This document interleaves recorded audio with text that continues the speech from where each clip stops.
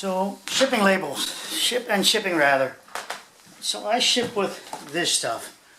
I ship a lot of my projects I make for people. Hydraulics.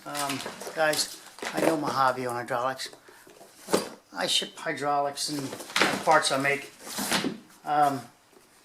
So this is one of the tools that I use. It's just a ratcheting tool that puts these straps together. These hold, their tensile strength is about 150 psi, 150 pounds. I've seen videos where people try to pull this backwards by pressing this and then pushing down. Oh, look, all you do is press backwards and slide. Okay, so it will be down and slide.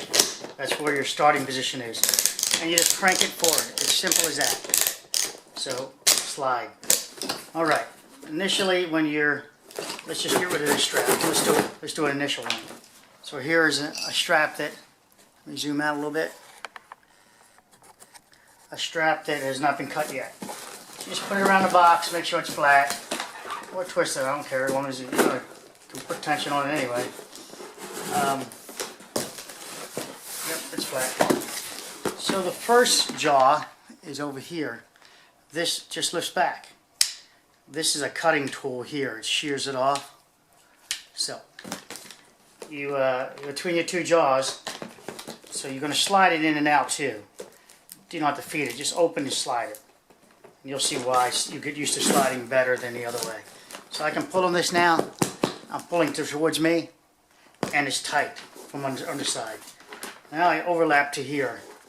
Now if I'm really worried about a few inches, I can actually loosen that up, and if you're worried about losing those many inches, just go over the top of this. You can go under it if you're that anal or not.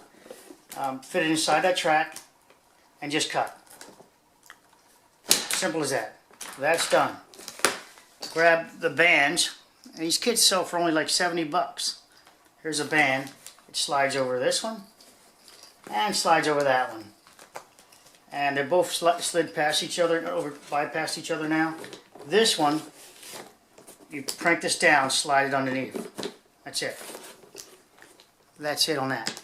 Now you just ratchet it. Now they're going to hit each other. You're going to make sure your band is overlapping both. And if you let it go up here, it'll ramp up and go over. But look at your box compressing now. And you might want to just be happy with that. If it starts crowding like that, it's because you're stuck. You just stuck a little bit, that's all. So this box is tight enough now. And this ensures that no one's tampered with your box when you send it away, and they get to it. I also ask that, actually I make it part of my agreement that the person agrees to, and then you put your jaws over there, and you just crimp it. The jaws go fully, you seat the metal piece fully into there, and then you just crimp it. Face it down instead of up. And it will put these nice little divots in it. It's much easier to clamp it like this. If you do it the other way, you'll have to really pull at it to get that to work. It does that beautiful little crimp.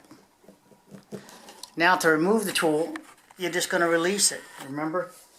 So you're going to press this down, pull it out to the side. It's free now. Same thing with this. You can press down and slide off. Press down, slide off. Simple as that. This is done. Now you've got 150 pounds in that direction. Here's the one I already cut a moment ago. The box is square, so it will work in both directions. And simply slip it on. Slip it on. Right here, I didn't leave enough travel, so I'll take it off, slide it back. Slip it back on. Grab the crimper, the band, let it bypass each other there, and crank away. All I care about is the compression that is equal here, or rather that it's compressing it so much that it won't slip off, that the band won't slip off. And I'm good. Tool, crimp, and release. Crimp, and release. So I can lift up with both hands if I wanted to, and do that and slide away. Now we've got 300 pounds, 150 each way that has to defeat to get inside here.